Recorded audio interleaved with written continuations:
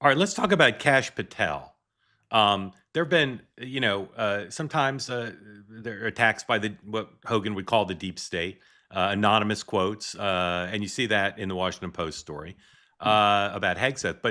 But there's a story leading the New York Post website this morning by uh, Miranda Devine, who's doesn't typically break hard from this administration.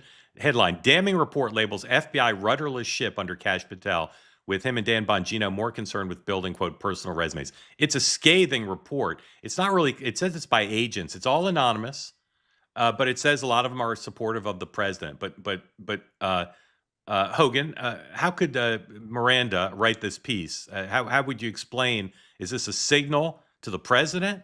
Is it a signal to Patel? How does that happen? That a columnist who's in a publication that's typically supportive would write something so scathing? Full disclosure, I am friends with Kash Patel. I know him really Yeah, well. I'm friends yeah. with Miranda Devine too. Okay. What Well, struck what yeah, struck me in this situation was, as we just talked about, as I maligned, I think rightly so, the Washington Post for its decades of failure, whatever. This publication tends to lean to the right for a whole host of reasons, and there's reporting I would argue that defends that claim. Um, Sometimes I think in order for people to get the president to try and do something, they will feed the right media. And I mean correct media for him to see, but also right from a political standpoint for him to see as well. It sounds to me like there are people in that agency who just don't like Kash Patel. And while I think he's done an incredible job, and I think if you polled MAGA, they'd probably say he's done an incredible job as well. There are people in that, and call them the deep state, call them folks who just don't like politicals being hired, whatever it may be. They are trying to get Donald Trump to do something. They're trying to get his attention, and they're yeah, using someone like Miranda Devine. Now, I'm not saying Miranda Devine's not an incredible reporter, because she is. And I'm not saying she's an unwilling or unwitting or witting stooge in this. I'm saying she has reporting. She put it out there. I think the people who put the story in the ether, though, are ones that really want the president to do something, probably unjustified, but whatever. They just want yeah, to have more control, and Kash Patel's running that place in a manner they don't like. So they're going to try and use the media to wag the dog, so to yeah. speak. Ashley, the president reads the New York Post pretty religiously. Do you think this story will have any impact on Patel's standing?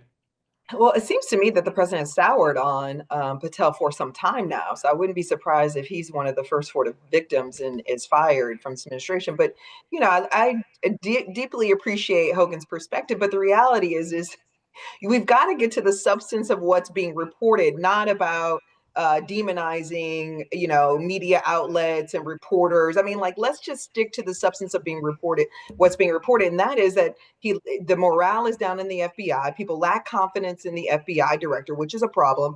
That he's misusing taxpayer money to fly around to UFC, to use FBI just to fly around to UFC matches, to go play golf. His girlfriend now has security that the FBI provides. I mean, all of this sort of wasteful government waste that Patel and others sort of railed against when they were on the outside. Now they're participants in it. They're deepening the swamp, as we would say in Washington, D.C. So, that's really the question here, is whether or not there's something to all of this substance. And the Yeah. other thing I would say, the reason why I believe that there is because those same agents have complimented Patel and the Trump administration, saying they got rid of the DEI effort, which they appreciate, that there's been a refocus and a repriority on cases. So there is some both positive and negative, but I think the negative we have to take very seriously when you've got the FBI agents saying they don't have confidence in the FBI director. That's a problem. Hogan. Yes, but I'm most certain many people who are in that agency and across this federal government are not happy with getting rid of DEI, or not getting rid of woke policies. Makes them furious. They like that type of nonsense. So I would imagine No, they complimented the administration for getting rid of it. some So have, they're but pro it. So my point is, those doesn't. agents were They may have the complimented them, but it doesn't mean they like it. They may have just been, kiss and tail like they typically do. I come on. would say though, this is. Let me say one thing about sources, and I'll give this anecdote, but it happened many times. Reporters would sit in my office in the White House and say to me, "We have two sources that say X about a meeting with the president." and I get the information. I say, wait a minute, I was in the meeting, didn't happen. I'll go on the record. The reporter will inevitably say, yeah, but I trust these sources. I'm like, okay, but I'll go on the record. I call them Billy Badasses. These two Billy Badasses are going to come to you and try and tell you a story, but don't have the guts to put their name to it. Yeah, I think I trust my reporting. So this happens all the time, using anonymous sources to further a narrative. And I think this is happening here. But I will say, security for his girlfriend, things like that, he can't just do that. It's because of death threats this administration has seen, which I would imagine are infinitely more than previous administrations. But you're cherry picking a little bit, Hogan, because that's one of the allegations, but there's a ton of others. There's a ton of others in that story. And that's what I'm saying. And writing about him not wanting to wear a jacket, walking down the plane, okay, fine. Reporters will always cover palace intrigue over policy. They always will. But listen, Hogan, we saw this play out. We saw this play out with the Charlie Kirk investigation. I mean, you can't convince people of what we actually saw in terms of Patel's actual failure to lead the agency. Yeah. So, I mean, this like the Venezuela thing is not going away.